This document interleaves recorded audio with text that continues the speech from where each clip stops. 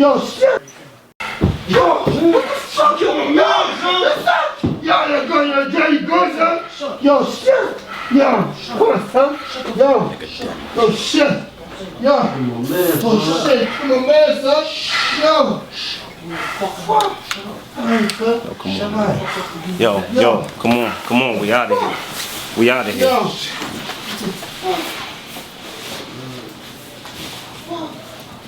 Don't fucking move. What the fuck, son? Son, are you good? Oh, shit. Yo. Fuck. Yo. We back with another episode of Brooklyn Boyz Radio. So check this out. I know y'all see things a little bit different this week. You know what I mean?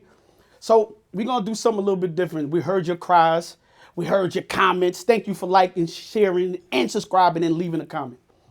So without further ado, what I want to do is we're going to answer some of the old questions that needed to be asked. Everybody's been asking for months. What happened to Money and Violence? What happened to Money and Violence? Did Moe steal the money? You know what I'm saying? Yeah. So what we want to do today is do a little bit of reminiscing, a little bit of just getting together with everybody that was a part of the cast. Some people going to join us by phone. Some people going to join us live. Some people going to play the internet like they always play the internet. We know how that go. But check this out. Anybody in their feelings today, please, that's on the cast, feel free to share. Whatever you thought happened, whatever you might have felt that happened, talk to us. But we're going to have a good time today and reminisce about Money and Violence and all the great times we had on set and dispel any of the rumors that may have been out there before. Yo, so check it. Back in 2014, right? A couple of friends came together and basically put together a project that pretty much went global, changed the world, changed the whole film industry.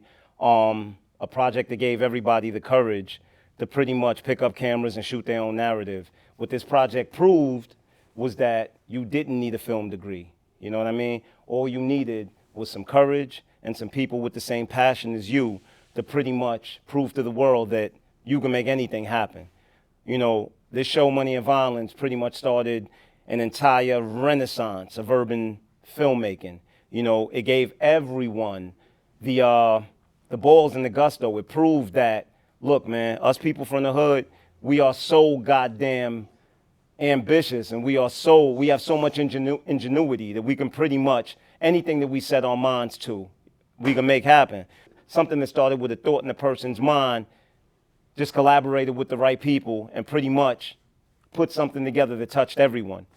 Well, hold up. Before we do that, Mo, can I ask you a couple questions real quick? What's up? Because before we bring some of the guests out, I just want to ask you a couple questions. Mm-hmm. What's some of the craziest shit you ever heard about Money and Violence?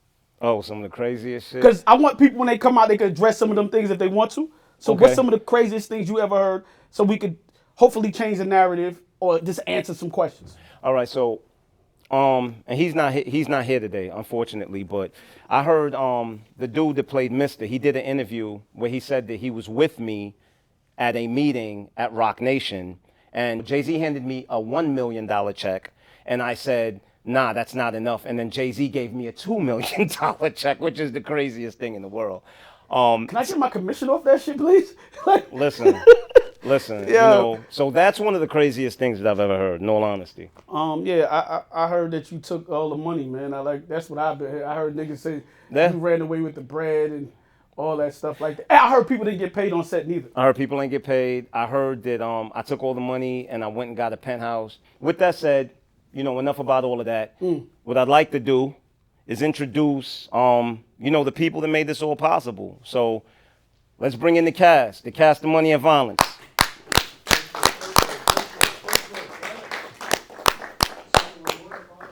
Oh, shit. Blenda, Capone, Alaska, BR, Sophia, Archie, Black, Tamula, Tamula do what the fuck he want to do. He's gonna walk Grand, Kenny, Soul, Light. Cat, oh my bad. He's still stuck with Cat. Yo. But anyway, Big Fritz, me and name Fritz. my man Bucks right there. Him legendary, my man June right there. But anyway, we'll be right back with this interview. Let's go to the intro and welcome Cast of Money and Violence, the Brooklyn Boys Radio. Yeah.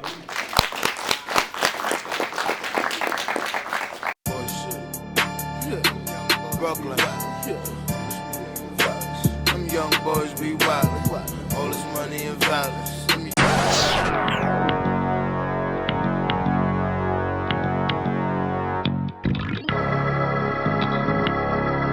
Yeah. Said we do it cause we got it, just the money and the violence. Back against the wall, just the money and the violence.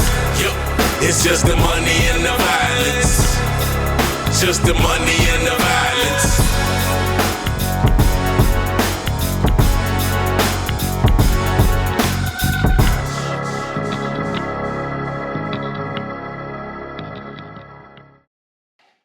Mister had that shit coming regardless. Did anybody see you? Nigga, I don't know. As soon as that shit happened, I got the fuck out of there. I went and sat in McDonald's, and I sat there till they closed. And then I still was scared to go home. So that's how I ended up here. Yo, you think he's dead? I don't know. Around what time was this? That was, it was like midnight. Yo, you think I'm gonna get arrested for this? I don't know. It depends. Shit. It depends if anybody seen you. Some bullshit. It depends if anybody seen you, if they actually tell the police. This could be a situation where nothing happens. But this also could be a situation where everything happens. Where did you put the gun? It's in the drawer, man. All right, man. I'm about to go back to the block to see if I get any word on what happened. I'll be back. Yo, you think you could bring some food when you come back? You don't got no bread on you? Yeah, I got money, but the cops looking for me. My nigga, who the fuck you think you are? Bin Laden? Oh, whatever. Police ain't looking for your ass. Get your scary ass up and go get something to eat. Whatever, man. Crazy. Lock that door, man.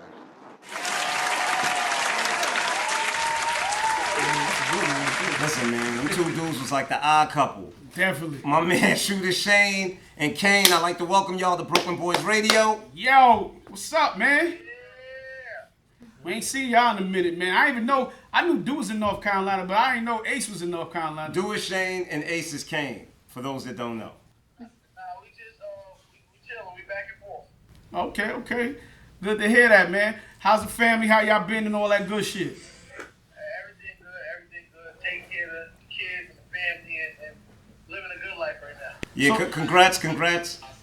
congrats to Ace and Kane because between the two of them in the last couple of years they have 15 kids. Yeah.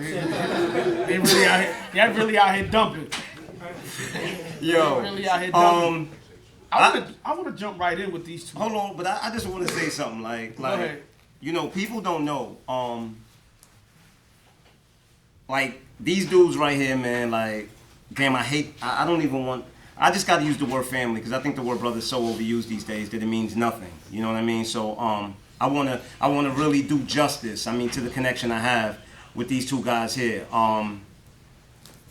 At the end of the day, I came up with an idea, and I told them about it, and these dudes put so much passion.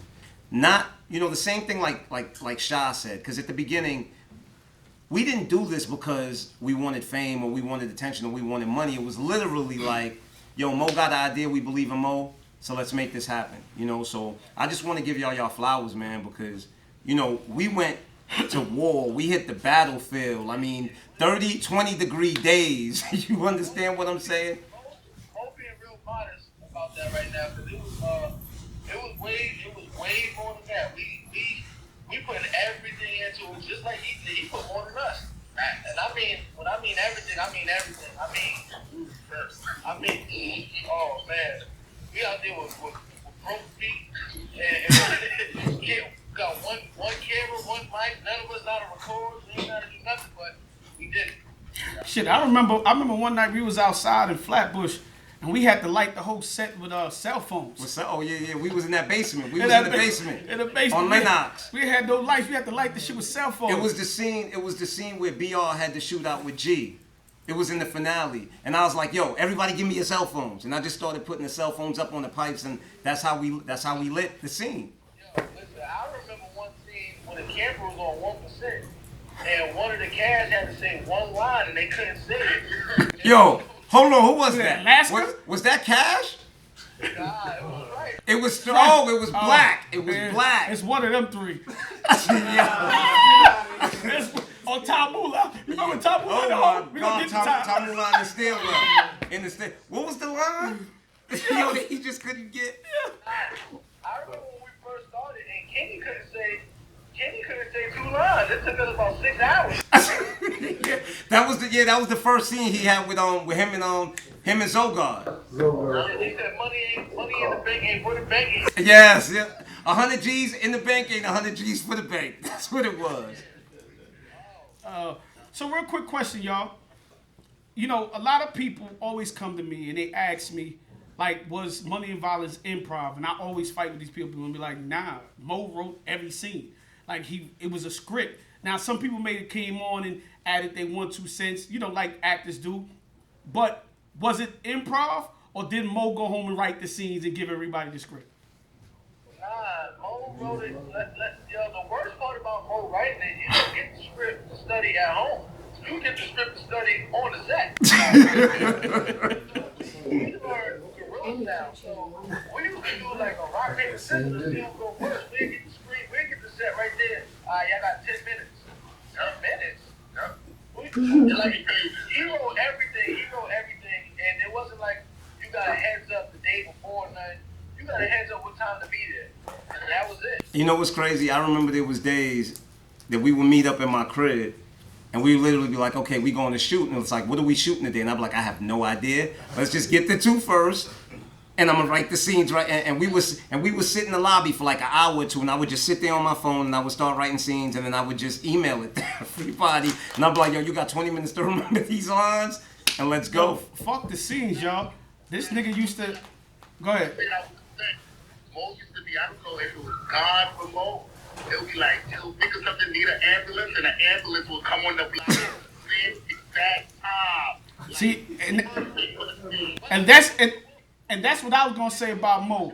He would just call and say, yo, I need a place. I need a restaurant. I need a barbershop. Like, he would just ask for the weirdest shit at the craziest times. Like, yo, Moe, you couldn't ask for that a week ago? He didn't know it. He didn't know it, but the craziest thing is that I want to get these days right.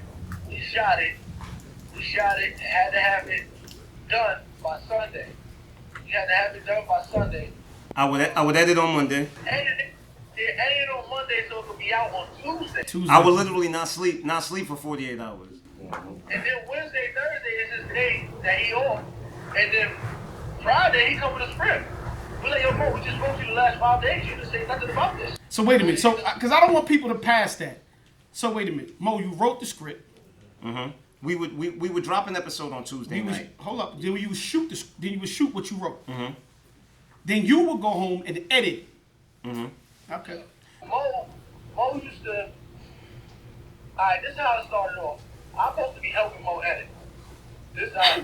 Oh, wait. You were? Because that never happened. Yo. The first day I went there, he started editing. I went to sleep immediately. He like, you know what? You was tired. We filmed all day. He like, even though I was tired, I ain't get no sleep. You gonna get it done. The next week, same story. I'm fired at that. I never was editing again. But you. After that, right? Moe was so ill because, like, he really didn't know. He really didn't know what he wanted to do, any direction, or he didn't know about any camera angles, or he didn't know anything about that. And I didn't either. And we was just going. He'd give me an idea. He'd give me an idea of how he wanted, and I try my best to do it while he's filming. He'd do it while I'm filming, and he'd hold the boom mic, and then now we here. Yeah, and you know what's crazy? I don't think people understood how much this show was like drawn from like real life. I know you remember that night.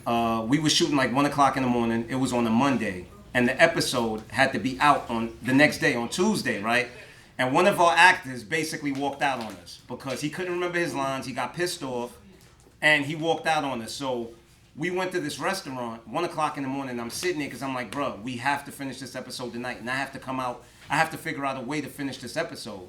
So I'm calling people just to see who's up at 1 o'clock in the morning. Like, who can I use?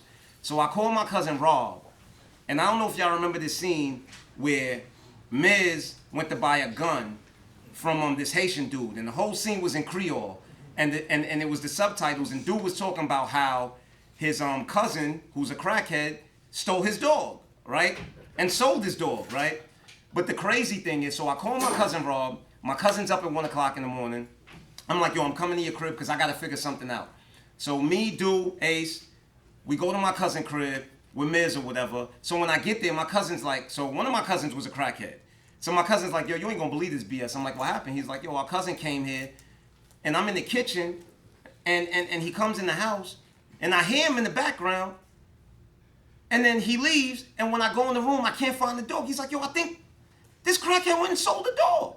So when he told me this, I'm like, yo, goddamn, that'd be a funny ass story for this episode. So then I came up with this whole thing where Miz goes to his house, and he's selling Miz a gun, and while Miz is buying the gun, he's telling him this story. And the crazy thing is, the story was something that really happened. Really happened right but there. but that's money and violence, you know, for you. I mean, I'm not gonna go into it because, you know, we don't want to go to jail. But a lot of that show. Oh, shit. Let me tell you how much dedication that was that night. That night, I shot back out to Queens to go to Long Island, the Long Island Jews to the hospital. Right? I shot all the way to Long Island Jews. And came back. Went out there, stayed out there, came back that same morning, so to make sure we finished that episode so they could get it on that Tuesday. So, you know. The kids were going to school. Like, kids getting on the bus to go to school. Like, when I was on my way back to going, and we still out there trying to shoot it, the edit, and then loading it take hours. That's the part that people don't understand. The loading, the uploading it might have took like 5-6 hours. So we really did everything we had to do, and then we broke the internet. Yeah. You know, so, look, man. To y'all, it was like just 30 minutes of entertainment, but y'all don't even understand. Like, it was literally 7 straight days, like 24 hours a day of production. You know, like they'll tell you, I literally did not sleep 2 to 3 days a week straight. I did not sleep for 72 hours every week to get that done. And I'm gonna put y'all on to this. I had no gray hairs in my beard before the second season of Money and Violence. None. By the end of you remember that? By the end of shooting that season, now the nigga look like Santa Claus. Yo, well, go ahead. It was like Barack Obama going in the office with George Bush. By the end of my term with that show, I had mad gray. Yo, real quick question, y'all, because we got to get to everybody else. But quick question, and H, you could probably answer this. What's the craziest rumors that you heard that you know is not true about Money and Violence? God damn, I done heard everything in the book, bro. Like, nah, damn that, Styles. The craziest rumor is that these cast members said they ain't get no money. They ain't never get paid. They did not get paid season 2 to come out none of them days. That's the craziest thing I heard. I don't care what the amount was. They said they didn't receive nothing. They wasn't doing none of these bookings, getting paid, and Rich did not sign that check at the bottom every week for them getting paid. They lying. How about the fact that I stole all the money? That's a crazy rumor. That's a dumb rumor. Like, everybody got paid on set. Well, let me say this, y'all. I want to give Renee his respect because he did come on the show and he did what he had to do when it came towards Money and Violence. I think he played a great miss. He was invited tonight to the show. Just to dispel any gripes that he had. Wait, and I would like to say, him coming to the show wasn't my idea. This was something that Styles presented to me, and I said, you know what? Being that he has so much of an issue, yo, give him a chance to come through and get whatever's off his chest, off his chest. And the reason being because it's been 6 or 7 years since dude walked away from the show. And the reason I say walked away is because if you want me to be honest with you, when he posted on Instagram that he was no longer on the show, that was the first time I knew he wasn't on the show. So when y'all found out he wasn't on the show was when I found out he wasn't on the show. Yeah, and I just want to say this too, like finish saying what I was saying about it. I invited him to the show. It was up to him if he wanted to show up or not. You know, And I felt like he needed a platform to say what he had to say. Probably not this platform. He could most certainly do it on his. But, you know, just to kill the rumors, and it's so many cast members here, so everybody could be accountable. Everybody be like, nah, that didn't happen, or like, yeah, that happened. You know what I'm saying? To give everybody a chance. And not really to get at it, because I've always been trying to be peacemaker between the two. I want to kick a hole in his chest at first. I'm not going to lie. But I always tried to play peacemaker. You know what I'm saying? Like, for me, my idea was always to bring you four guys back together so we get the band back together and roll it on out.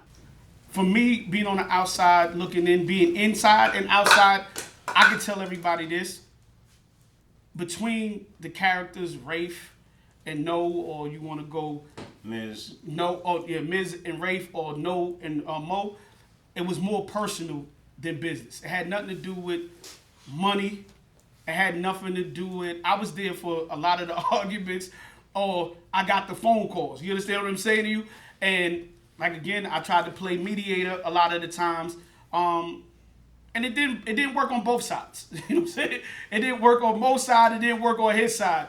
And like I said, but it was more of a personal issue than a business issue. Sometimes when I hear people go, yo, he stole the money, or I didn't get paid, I'm like, where the fuck did that come from? Like, everybody had to sign off. Nobody got rich. You know what I'm saying? But everybody had to sign off. And we're gonna talk more about that as the show go on. Some of the things that people didn't know what happened behind the scenes.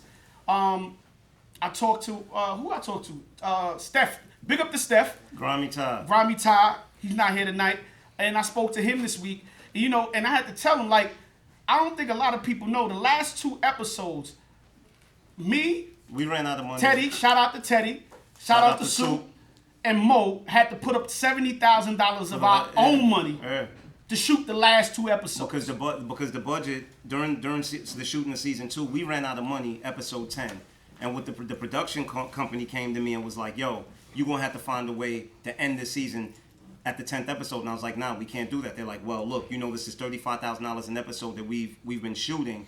Y'all going to have to figure out a way to come up with this next 70 grand. And between me, Styles, Suit, and Teddy, we had to put up our own money to come up with this 70 grand. Now, y'all remember Ace and Do, y'all remember that because the last 2 episodes are the only episodes that Ace, Do, everybody else got paid, but Ace, Do, and Miz didn't get paid for the last 2 episodes because I came to them and I said, yo, look, I have to come up with $70,000 to shoot the next 2 episodes. Can y'all do me a favor and do the last 2 episodes for free?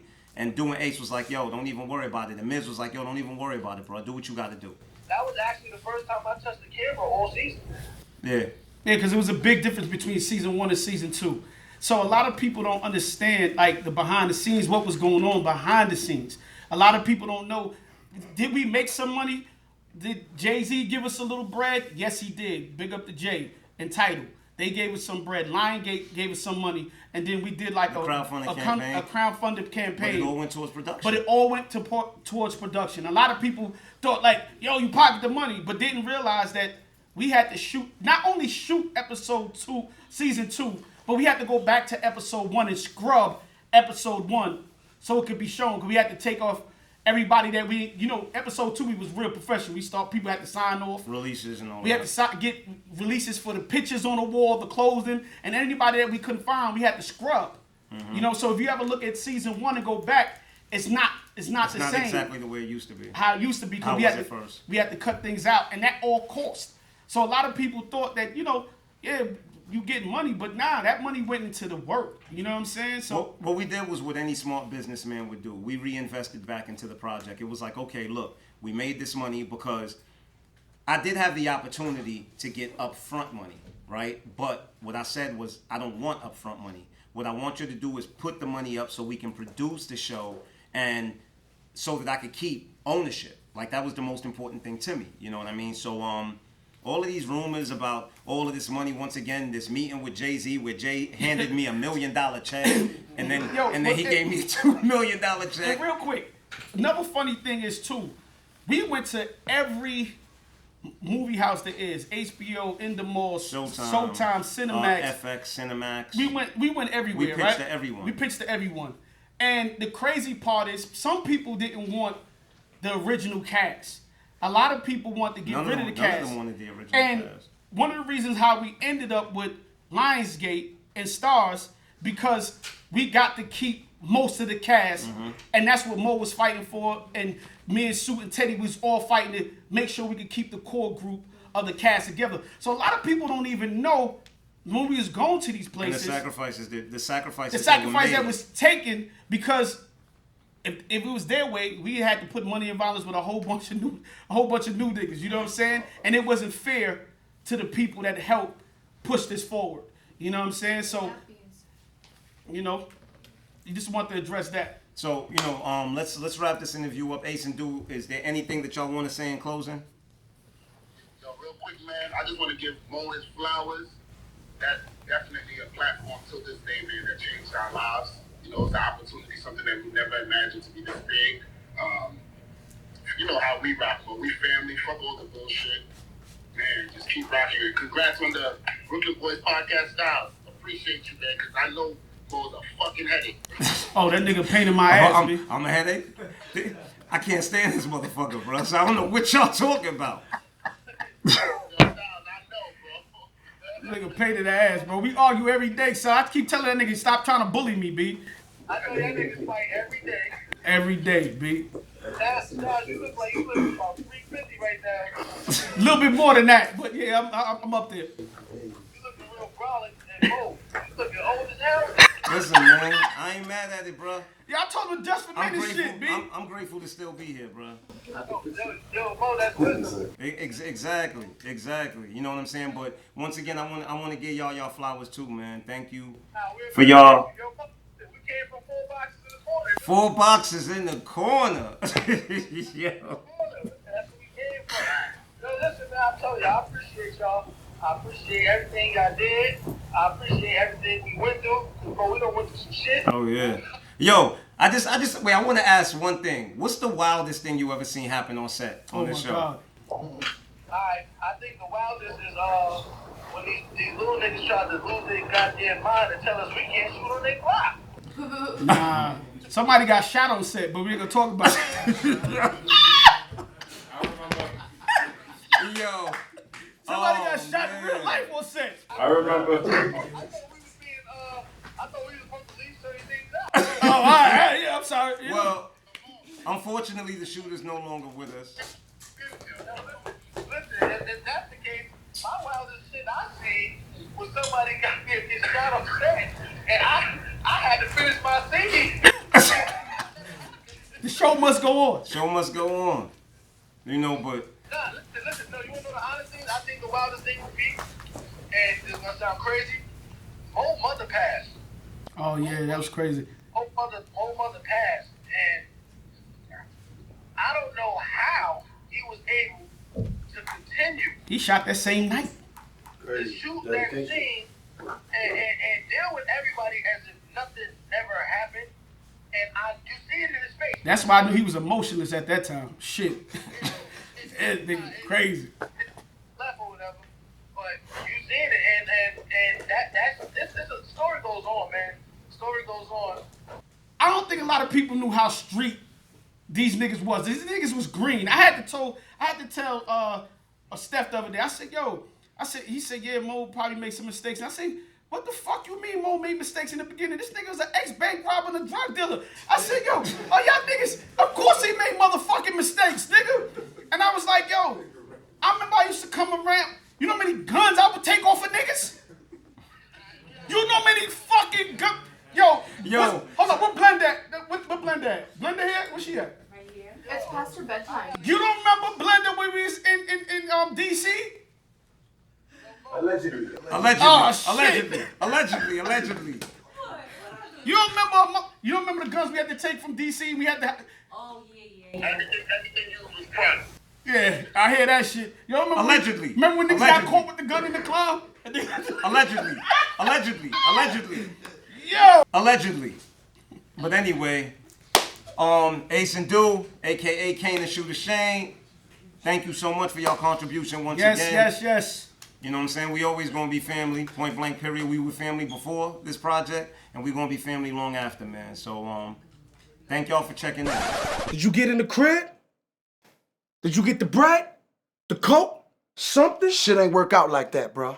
What do you mean? So how the fuck it didn't work out? You fucked it up, didn't you? Look, bro. You said it yourself. Homie moved militant like a motherfucker. You told me the tables could turn. So what happened? Bruh, we positioned ourselves, we waited, and when he came out, he wasn't trying to hit. What you mean he wasn't trying to hear it? I told you to play him close because I definitely know he be having something on him. What? Y'all got into a bang out? Nah, man. As soon as I got at arm's reach, the nigga went for the fight. So we started fighting, all of us. So I popped his ass. Did you get in the crib? How the fuck I'ma get into the crib after letting off a shot that late, Black? We had to get the fuck up out of there. This that bullshit. I knew you wasn't gonna be able to handle that shit. I fucking knew it. Fuck you mean you knew it? You would throw away all the money in the world because you pissed. I done seen you fuck jobs up and shoot motherfuckers you didn't even have to. That's exactly why I stopped fucking with you. You be in it more for shooting motherfuckers than for the money. Yeah, we back. Yeah. Brooklyn Boyz Radio, the Money and Violence reunion, and I'm here with more family. You know what I'm saying? My man Fritz. My man Bucks. And my man Black. What's up, y'all? What's up, y'all? Right? Diamonds. Thank you for having me. These are two of my favorite people from Money and Violence. I'm gonna be honest with you. I love these guys right here. You know, when I first came around, you know, I was looked like the outsider, even though I was around from episode 7 from the first season. And you know, when I came around, these two guys embraced me the fullest. You know what I'm saying? Absolutely. Definitely. I had some wild nights with Strife. Remember, kept that nigga on the highway. He had to pee. Oh, man. That nigga, he was drunk. You had a drunk night? And that nigga, and Strife had to go to the bathroom, right? And we on the highway coming from the strip club. I'm not pulling over. He's like, Styles, please. I remember that, yo. He's like, I'm gonna pee in the backseat. I said, Strife, you pee in my backseat, I'm gonna fuck you up. You better pee in the backseat. That nigga was like, yo, I gotta pee. But yo, I had some fun moments with Strife. I feel like Fritz has been everywhere. You know what I'm saying? Like, you know, with his kids, his family. Fritz is just like the big brother. He was the other protector on the set. I done seen Fritz take the hammers, do all kinds of shit. Why do you keep going? I don't give a fuck. Allegedly. Allegedly. Allegedly. Fritz is that guy. You know, he called me last week and I was talking to him. I was surprised he had never came down to the set of Brooklyn Boyz. And the reason why I'm surprised, because every time we doing anything, I don't care if it's business or personal, Fritz is there. Absolutely. You know what I'm saying? Strife used to be the same way, but he got married, had 2 kids, and you know what I'm saying? He's living that daddy life now. But so, you know, I also want to say is what people don't realize is between me, Fritz, and Strife. Like, I mean, this is 40 years of friendship. You understand what I mean? These aren't friends. Like this is like literally family. You understand? Like, I mean, we got pictures together from babies. Yeah, basically. Right. You know, but and once again, you know, 2 more people who I literally had a vision and who believed in that vision and put in all their time and their effort to make it happen. You know, so I thank y'all. Yeah, they didn't care. Like Fritz, he didn't care what he had to do, bro. Like, he was selfless in a lot of ways. You know what I'm saying? But that's because, look, and that's one thing I could say is, for Fritz and Strife, the project wasn't never about the project. It was about Moe. Like, that's all it was. Like, for them, it was like, yo. I mean, you was the head of the Voltron, man. So it's like, when you have an asset amongst the team, you gotta protect your asset, you know? And like all the other cast members, which family, I could attest to what they saying as far as Moe providing an opportunity. You know, a lot of our cast members were never actors, never acted a day in their life. Few of them may have done some projects, but like Sophia said, it was like a boot camp. Moe would come out, he would pen something, and he's always been ill with the pen from when we was in high school, man. Like, Yo, amazing writing. I just want to say they used to pay me to write love letters to No, their that was me, but I can't Wait, say. wait, am I I can't lying? say no. It is That's true. a whole fact. That I can say that. That shit is I'm true. serious. I'm writing college papers When while we was in high school. When I was in junior high school, my cousins used to pay me to write their college term papers. And when I was in high school, my friends used to pay me to write love letters to their girlfriends because I was so sick with the pen. You know? Absolutely. I mean, it just provided an opportunity for a lot of people. You know, some people took the opportunity serious, took it and ran with it, and moved on and did things to perplex their situations. So with that, I could definitely say, with me, I was already in film, but you know, the affiliation with Money and Violence and just being a part of that, it definitely catapulted me as well. So it provided opportunities for everybody, regardless if they want to credit it or not. And I mean everybody that was on our show. To a certain capacity, it definitely provided a spark for them. And I definitely want to say thank you for that. I appreciate the opportunity. No, thank you. And I mean, Strife, I want to ask you a question, right? No, because, and I'm going to say this, like, you were on the show from the beginning, right? Agree. And I feel like Strife's performance in season 1 Oh, man. and Strife's performance in season 2, I feel like as an yeah, actor you there got- was so much growth, Yeah. right? Hell yeah, MVP Absolutely. award. I feel like Killed there was so much growth in you, like as an actor, Black was like. grimy as shit. The scene with him and Chopper in the crib, Oh man. that had to be one of the most heartfelt scenes. It made me feel like, yo, we really doing this, yo. Yeah. Mo penned some old ill lines. You got us the spot in East New York, and they It was embodied that episode. scene. It was episode 1 of season Season 2. two. When Like, they we went in the set it kitchen. off. They set it off. It was literally the first time him and Chopper saw each other after Chopper shot me. Yeah. And that scene was just like packed with TNT. Yeah, and I just remember that day, like we had a long ass day. I think we probably shot for like 15 hours that day. Oh, yeah. And morale between the crew was so Started down, going down. you know, was starting to go down. But then it was like we Skyrocket. got into that kitchen, Oh, and man. and between him and Chopper, their performance was so was up? explosive that Shout it out just to Chopper. yeah, it resurged. Absolutely. Chopper and Black killed that. Shout out to my guy Chopper, man. Chopper was good, my that boy. night- That was That night before. one of the best scenes in Absolutely. Absolutely. One of the most best scenes. Yes, I had to your redeem performance myself. got really good. Yeah. Yeah, but let me tell y'all what y'all didn't know, right? So the reason Strife's performance was so good for that scene was because the day before we shot the scene from episode 1, man. when I was in the hospital bed and he walked into the hospital. Now, if you remember that, he walked into the hospital room. Now, if you remember that scene, That was a hell of a the day. running time of that scene was about 60 seconds. It took us 4 hours to shoot that Oh, scene man. because Strife couldn't get 3 lines, right? So I was so pissed by the end of the time we shot that Oh, scene man. that I was like, yo, bro, listen to me. You my man, I love you to death, but I will literally get rid of you. So be exterminated. Strife, I remember Strife came to the crib. Strife spent the entire night Study. in the bathroom Study. reciting his words And over and it showed. and over showed and the over performance. and over and over and over and over and over and over and over and over again. And the next day when we shot, like Nailed he it. he destroyed You know, it. so Yeah. funny. People don't understand the behind the scenes of that shit too, because No sleep. we had to get that hospital that day. Yeah. Oh, I found that hospital, me and Ted, and we had to get out the hospital. Yeah. Cause they had wanted their space back. Cause we only had it for a certain amount of time, so that shit was going all crazy. But I'm gonna keep it 100 though. You know what really happened? I think this was like the first time we had 2 cameras, and it was the big cameras. Oh yeah, you were nervous. And then I- because we had a I whole heard production Strife. crew. Yeah, and then I heard the voice of I forgot. Mark Kelly, first AD. You know he got that deep voice, and I was sitting there like, You the redeemed words your- wasn't coming out. You This redeemed was the yourself, line. though. The line was, "Let me skate, cause I got a couple of moves to make." It literally took you 3 hours just to say those lines. I mean accountability, man. Accountability. You redeemed yourself the next day, No, though. you redeemed yourself. Definitely You did. redeemed and, yourself. And throughout the rest of the season, all the way to the end. But let me ask you a question, Strife. What is your fondest memory of this show? My fondest memory on the show, meaning one of the scenes.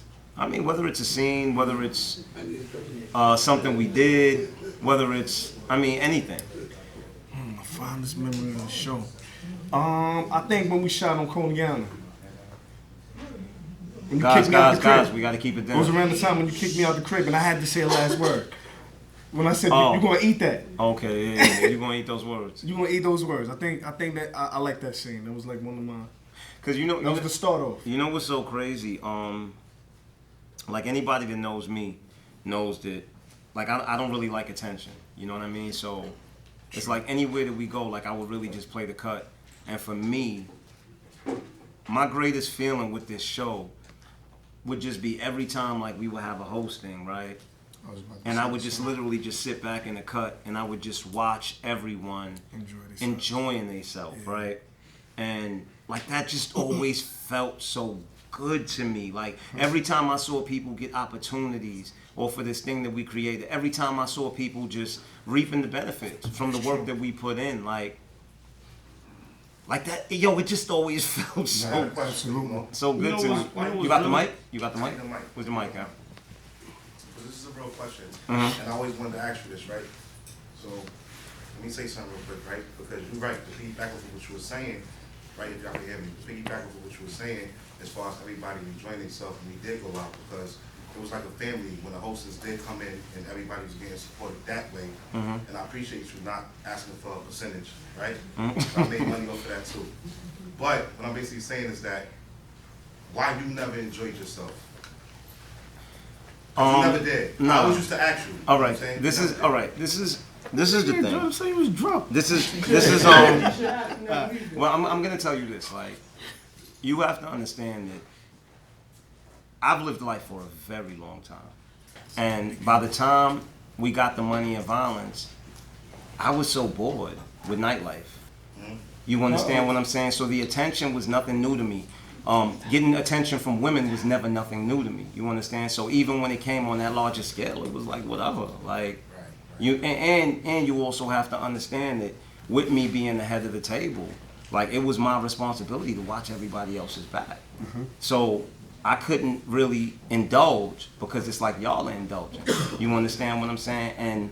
And with y'all are indulging, y'all are kind of blind at the moment because y'all are so focused on everything that's going on. So I just got to sit back and watch everybody because what people don't understand with being at the head of the table, it was like everybody's losses were my losses. You understand? Sophie knows, like, even like when Sophie did Black Ink, I believe, and they did some shit that wasn't cool. Like I reached out to Caesar and I handled that. You understand? And it was for no other reason other. And I remember telling him like, yo, homie, like she's on my team, bro. Like we don't play that shit. You understand where I'm coming from? You really brought like the protectiveness, familyness. I remember when I was sitting up there, you asked how it felt, like, you know, being the only girl, whatever. Like, I felt really protected. Like, I came from Canada and I had nobody. Like, so even like when I would go on road, we would go out of state with Capone and Strive. Like, you know what I'm saying? So you really created that like family, like protect each other, like. Non-hostile environment. No, it's not sad. No, it's not a sad story at all. Sad. It's just Well, listen. I was good. Listen, you know, from the beginning of this thing, like it was a certain atmosphere that I was trying to cultivate. Like Strife would tell you, you know, everybody will come to my crib, and it's like if I'm ordering food for everybody. You understand? And you know, sometimes somebody would go, "Yo, I ain't got it," and I'm like, "Bro, I ain't asked you whether you have it or not. If I'm eating, everybody eating." You know, and like y'all know, we would go out. Even though y'all would piss me off with that sometimes, because I would end up getting the entire bill. You understand what I'm that saying? before. Let me tell you something, right? Let me tell you something. Listen, I mean, even though I paid my way, Of course. right? But I was happy to stick you with the bill. You know what I'm saying? Listen, I ain't gonna lie to you. I'm gonna keep it a buck. I thought you was fucking rich. You know what I'm saying? But that's always the perception. But at the end of the day, you have to understand that I wasn't even mad at it. And the reason I wasn't mad at it is, you know what makes me a leader? No. Everybody wants to be a leader. Everybody wants to be a leader. Everybody thinks they're leaders. you're not a leader unless you're willing to make it the sacrifices for other people, bro. What made me a leader was my willingness to sacrifice for everybody else. Truth be told. You know, that's the reality of the situation. Like, everybody wants to sit at the head of the table, right? But at the end of the day, it's like when it's time to put other people before you.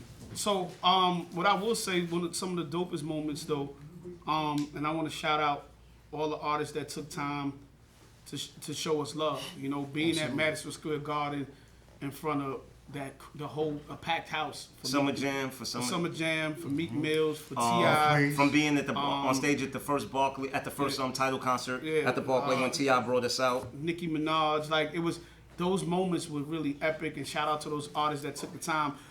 Seeing Fab, you know, watching Money and Violence on Instagram, or putting Money and Violence in his freestyle. Troy Ave, Cameron. Fabio to this day. Fabio, okay. yeah. City of God. Periado. Yeah, so you know, salute to all of them. New York, Jada. New York will always be the city of Money and Violence. And big up all the artists that, you know, I remember we went to. Y'all gotta hold up in the back. We went out to do the crowdfunding. I remember Jada Kiss came down and looked shout out to the Lock Style Show, man. Gave us $1,000 right on the spot to help us further the show. So all the artists, Mano that was in the show, Uncle Murder. My man Murk killed it. Yeah, Murder killed that. She was Boss dirty. You know, but I just wanted to shout that out, and you know, back again to shouting Fritz and Strife out, man. You know, for always accepting me and just having me. You know what I mean? Be a part of what I want to say is, and I got to give you a just due.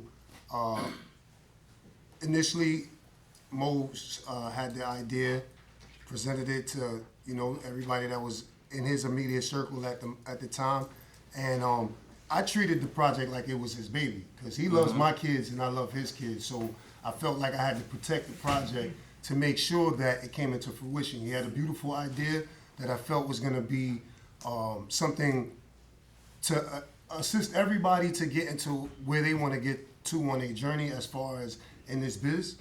But a lot of people didn't accept Styles at first. They was like, who the fuck is this guy? Even me, I was like, who the fuck is this dude? Plus, you know he funny looking. I was like, who the fuck is this guy? But I gotta give Styles his just due. Z Styles, Teddy Altafoy, Charles Soup, because Mo had the genius, you know, and the cast, the camaraderie, that it was amazing. Everybody brought to the table and saw the potential of Mo's work and actually gave their time. But what people don't know is that Styles, Teddy, and Charles, they afforded so many opportunities for the show to actually get certain places as well. We was making our noise first few episodes because me and Mo had that conversation, and he was like, yo, you think this is really good? I said, yo, Mo, all we got to do is stay consistent. Like, I have no doubt in your penmanship. We got to stay consistent, and we started getting a buzz. We started snowballing.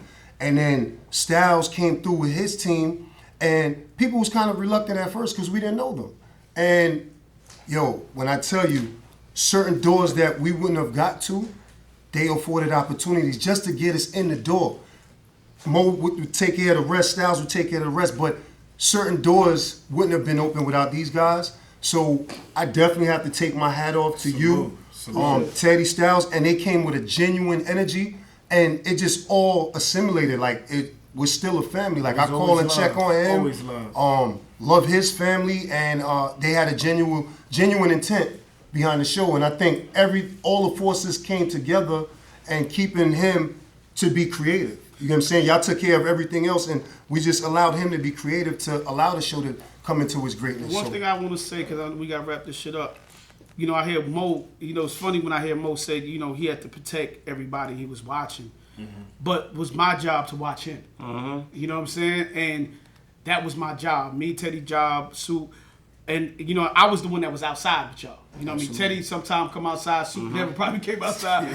But my job was always to watch Mo, to make sure that the shit was running the right way, to take, you know... A lot of arguments. All our relationships, and you know, that's how we got Ebro on the show. Big up to Ebro. I was bartering Charlemagne. I was bartering all kind of shit. I used to harass niggas on the phone like, yo, you gotta put them on the Breakfast Club. Like, you know what I'm saying? So we're gonna wrap this section up. I want to say thank y'all to y'all. I want to get everybody on. And I also want to say, yo, shout outs to Money and Violence for real. Saved my life. Things change, you know what I'm saying? I'm good. I'm good. Forever. I'm good for life. You know what I mean? Shout outs to Money and Violence. You heard? We in the building. You heard? Word.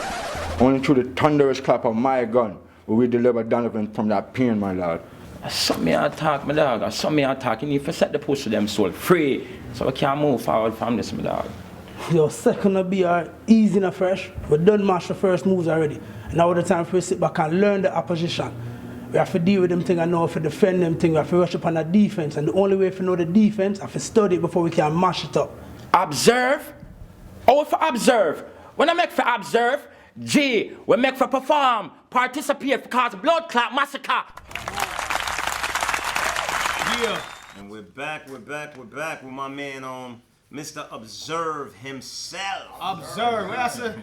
BR. Yeah, I got. And my guy Verse. Legendary. Yo, I love BR on the show, man. BR was like one of my favorite Jamaican niggas on the show that had a real accent on it. Big up the Major Hype too. Big up the Fresh and big up the G, the General. Yeah, G and Fresh. Yeah, big up to them too. Yeah, but BR, I loved your character, man. Appreciate it. Yeah, BR was my nigga on the show, man. BR was the rebel, bro. Yeah. You know what I mean? Give a fuck. But you know what I loved about BR's character? BR didn't give a fuck, but at the same time, when BR had a chance to blow the general's head off, he didn't, because he was standing with that little kid in front of the building. Fact, yeah. You know what I mean? So he was so principled, bro. Like he was a man of honor, because his whole issue with the general was about honor, bro. Like, you not moving honorable. Yeah. You know what I mean? But I ask you, BR, how'd you get your start on the show? It's crazy. Legend had hit me up one day telling me about Verse and them being a part of this show. Uh-huh. So Verse ended up hitting me up one day and telling me like, yo, they looking for artists, you know what I'm saying, to do soundtracks for it. So they was like, yo, you gotta do some music for it. Then he ended up hanging up the phone, and like 5 minutes later called me back. He was like, yo, ain't you Jamaican? And I'm like, yeah. He was like, you gotta come for the audition, bro. Makes sense. And I was like, all right, cool. Like, I always wanted to try it, you know what I'm saying? But I never had that surroundings or opportunity to actually try acting, you know what I'm saying? Mhm. So when he said coming for the audition, I came in, and it was a great decision. Yeah. One of the best decisions I've ever made. So Legend, you was one of the only cast members that showed up for their killing scene. Yeah. A lot of people, yo, you know what's so funny? I'm gonna talk about that shit, but this talk about respect your jaw. Mister. You remember that? He didn't show up to his killing scene. I had to use a body double. I was there for that one. Yo, we are in the crib. We are called, he picked up the first time, then disappeared for like 2 hours, held up the whole production, did not show up. Mm-hmm. Nobody wanted to die. And then you voiceovers or something. I used the body double, and I used his dialogue from another episode. Right. Shout out to It's crazy how creative he I mean, was. this is what people gotta understand, right? Just like life, right? When God says you're gonna die, bro. Ain't no going around. So Legend, what made you show up for your scene, man? Man, listen, I feel like they lured me into that one too. Oh yeah! That's a funny story behind that one. It is. Oh, he didn't know he was gonna die? Nah, I didn't know. Because it was supposed to be me to die. You know right? what it was? Oh, yeah. It was supposed to be me to die. Because the whole thing is when they picked me up. You couldn't make it or something, right? Nah. No, G I was called in New me. York and I had to go to Atlanta because I had moved to Atlanta. Oh, yeah. And he was like, yo, you could just leave to Atlanta and go ahead. I was like, but I got my dying scene. He was like, just go ahead. I left the next day. He calls me. He was like, yo, bro, yo, bro. He ain't going nowhere. He was right around nowhere. He was like, you did me dirty. Why you ain't come? I was like, he told me to leave. He was like, nah, bro, you know you were supposed to be there. I was like, yo, you really think I said trip? He was like, yeah, I died. I wasn't supposed to die. I was supposed to still be in Money and Violence. Yo, I ain't even get crazy yet. You know, I was getting ready to get crazy. Yeah. But you know what? But that's the crazy thing with the way the show worked out, right?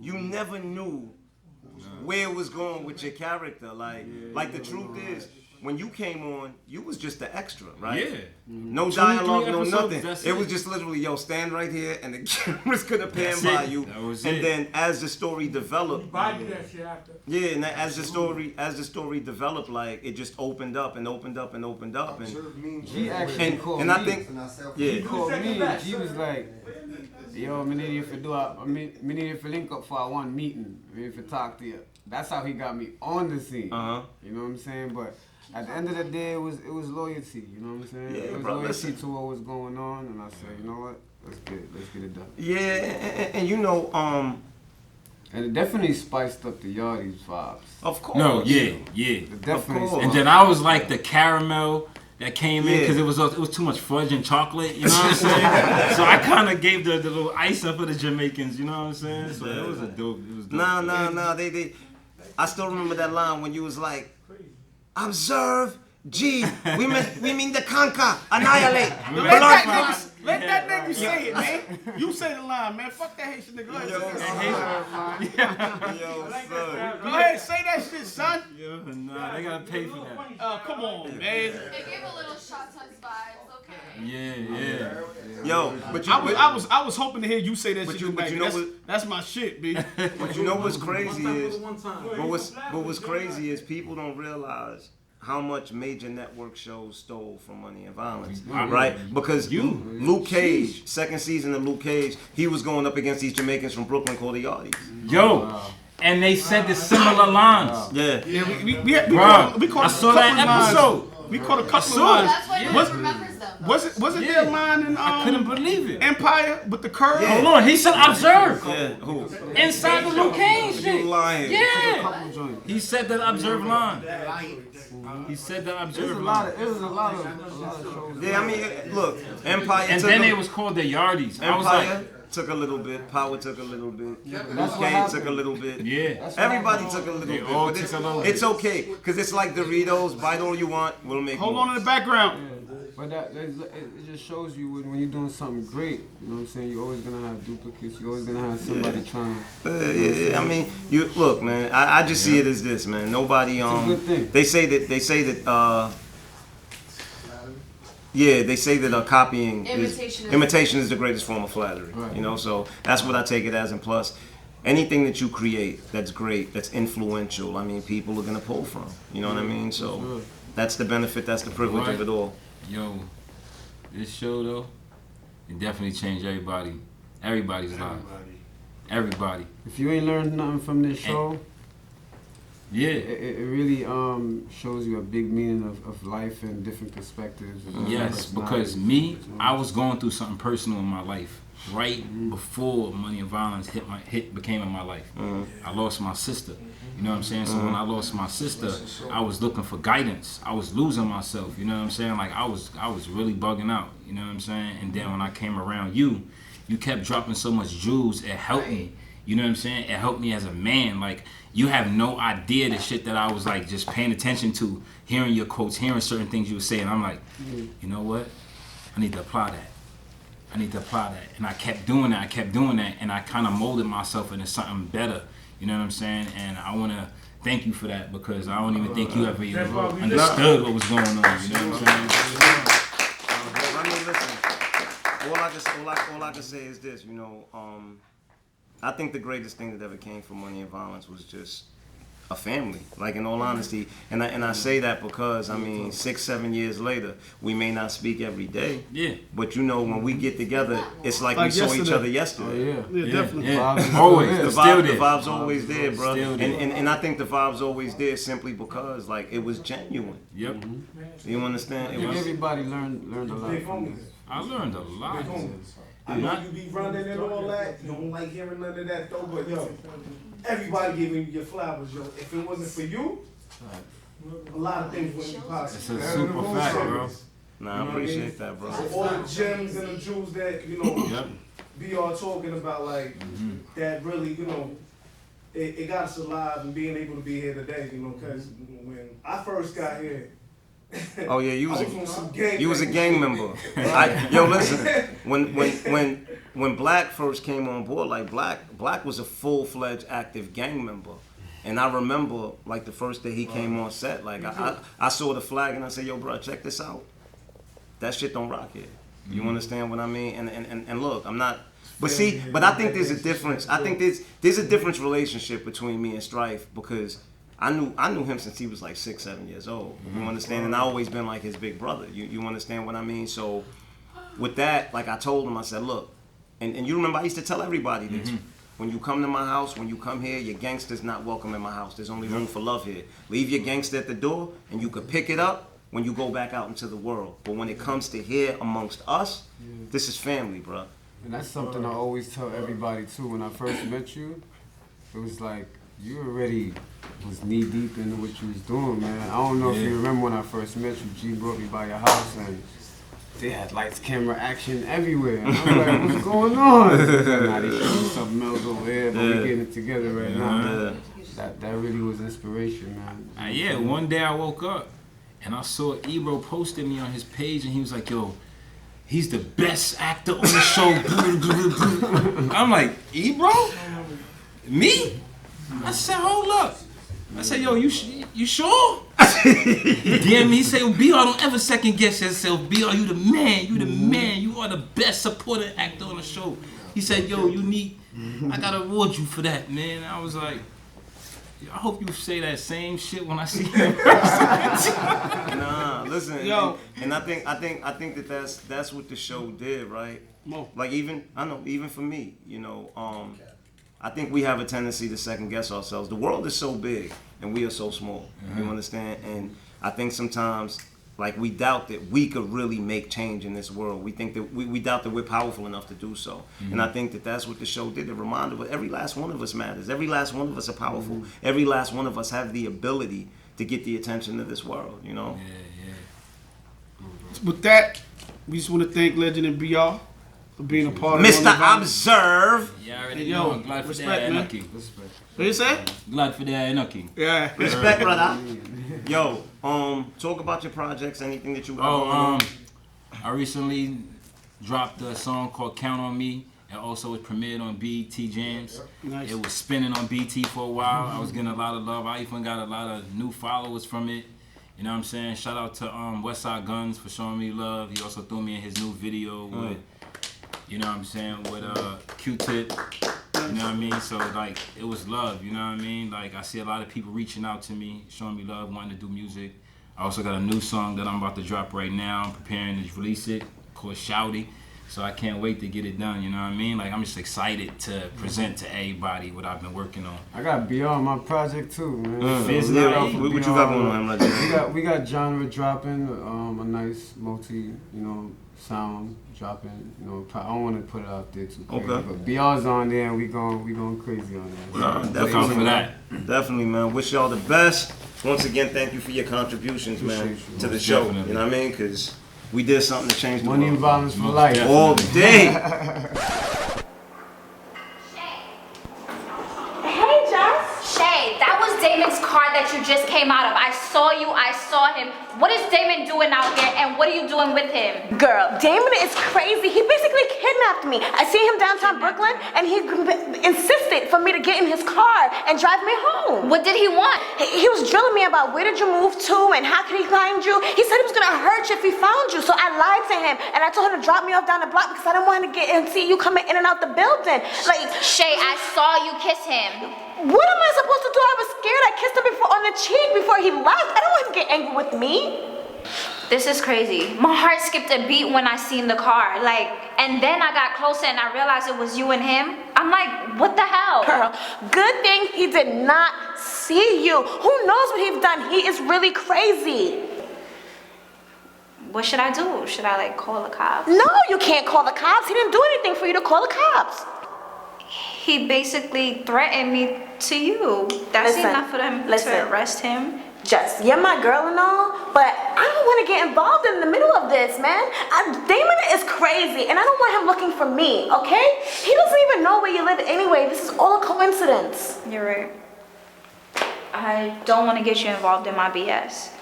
But I thought this whole ordeal was over with, Shay. Jess, it is over with, okay? Don't stress yourself. I doubt if you'll ever see him again. I hope not.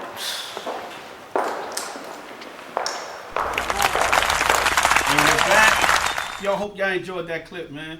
That was actually one of my favorite scenes, by the way. Oh man, damn, we here with Miss Shy. Shy Peters, aka Jessica. What's up, Miss Jess? How you doing? Hello. You looking good, man. You get finer with time. Thank you. That's that fine wine. I hear that. So how you been? What you been up to, man? I'm good. Life's been treating me good. Just working. Nice. Serial entrepreneur.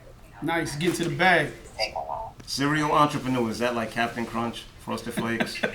This guy's a retard, man. Non-stop work, I hear that. So how's it been since Money and Violence, man? Like, tell us about back in the days and the shooting with Money and Violence. How do you get a part of Money and Violence? Let's start there. Moe came to me with the idea. I thought it was pretty dope. And I was like, yeah, let's do it. You know, I trusted judgment. I trusted him then, and it was up since then. So, any regrets in doing Money and Violence? And what was some of the great things from Money and Violence that you probably didn't regret? Well, before we go there, let me ask you a question. So, at the beginning of the show, when we decided to do this, did you ever think that it would have gotten this big? Nice question. No. Honestly, I didn't have any expectations. I didn't go into it thinking that it was going to be as big as it was going to be. I didn't think that it wasn't. We didn't have any expectations. It was really just something to do. Definitely. Your question? Yeah, like I said, what were some of your happy moments on Money and Violence, and did you have any like regrets for Money and Violence? I don't have any regrets, no. Happy moments, there were a lot of them. It was so long ago. Till this day, people still ask me about it. I get getting stopped in the airport outside of New York. Like, I've gotten stopped outside of the country, which is like, wow, that's crazy. Because to everybody it was a hood project. I mean, which it was. Till this day, people still in my inbox asking, when is it gonna come back? Are we gonna see you again on the screen? Things like that. I think my saddest moment for you in Money and Violence when Moe killed you. First of all, don't get me indicted because Moe did not kill her. Rafe killed her. Let's get that straight. I don't care. It was still Let's you. get that straight. And hold on. And I just want to say this. Because for some reason, a lot of people, like when they got killed off, thought that it was something personal. You understand what I mean? And I'm not referring to you at all, Sha. It was literally for the sake of the storyline. You understand? It was the direction in which the show went. It was because a lot of people that died off, like I really didn't even want to kill, but I did it because it's something that I had to sacrifice for the sake of the story. You know, truth be told, my character Rafe was shot at the end of the first season, like in the finale. And you know, I considered, between the first season and this, I considered killing him off. And the reason was simply because I was like, yo, that would be so ill. Like, the audience would never expect that. You understand? But then, you know, when I really started weighing it out, and it was like, but for the continuance of the story, I think it's important that he comes back. So, anybody that died off really was for the sake of the storyline. You know, it was just the best thing to do. You know, there were a lot of people that, like Sha, you know, that I really didn't want to let go of, but it was like, damn, like, if this happens, this would be so impactful for the show. And, you know, people love the character, and unfortunately, the things that you love the most, sometimes you have to let go when it comes to writing stories. So let me ask you a question, Sha. if there was a Money and Violence again or another series like this, would you want to be a part of something like that? Well, first off, there can never be another Money and Violence unless we Talk that talk. to do Money and Violence. So I think that in order for me to give you a proper answer, I think you need to rephrase the question so that I understand better what you're asking. Well, if Money Go would, with another season. yes, another season of Money and Violence, and you really didn't die, you know what I'm saying? And we brought you back, would you come back to Money and Violence? Absolutely. Okay. And with that said, I also want to give you your flowers, you know, and it's simply because this is something that I've said for so long, right? You carried yourself with like so much class, in all honesty. After the end of this show, you were one of the very few people who, even though you died off, I never seen you posting any stupidness on social media. You've always carried yourself the way that you've always carried yourself, and I respect you so much for that. And I've always said that regardless of whatever, like, if I ever had another opportunity for you, I would always give it to you because I have so much respect for you for how you carried yourself, you know, after the end of the show. And it's also because a lot of men didn't even carry themselves that way. Oh, we even talk about that. You know what I mean? So, once again, I just want to give you your flowers because I have so much respect for you for that, so. Thank you, Miss Peters. Thank you for coming on, man. We enjoy you. So we haven't, a lot of us haven't been in contact since the show. This is the first time we are sitting down and talking, and I feel like, Mo, you know me long before Money and Violence. This is about Money and Violence, so we're not going to get personal, but you know me personally.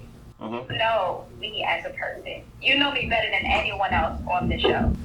So you shouldn't have expected anything less. No, I didn't. I honestly didn't. Person. I honestly didn't expect anything less. But regardless of the fact, like, I'm just giving credit where it's due because yes, I definitely know the type of person you are. And it's not something I expected you to do, but I'm just giving you your flowers because the credit is deserved regardless of whatever. I appreciate it. Well, look, man, we want to thank you for checking in with us. We hope and wish you all the best. All the luck in the world. And once again, if we were to do another season or, you know, not even just Money and Violence, if ever there was an opportunity that ever arose that I thought that you was perfect for, I would definitely reach out to you because once again, like I said, I think that you're a true class act. Thank you, I appreciate it. Money and Violence has done a lot for me. I just actually recently launched a business in November. It's a digital talent casting platform. Money and Violence, people have always asked me, like, how did you start acting? You know, how did you get into it? What did you do? What steps do I take? People are always aspiring. And the Hardest Network, which recently launched in November, is to help actors that are looking to start their career.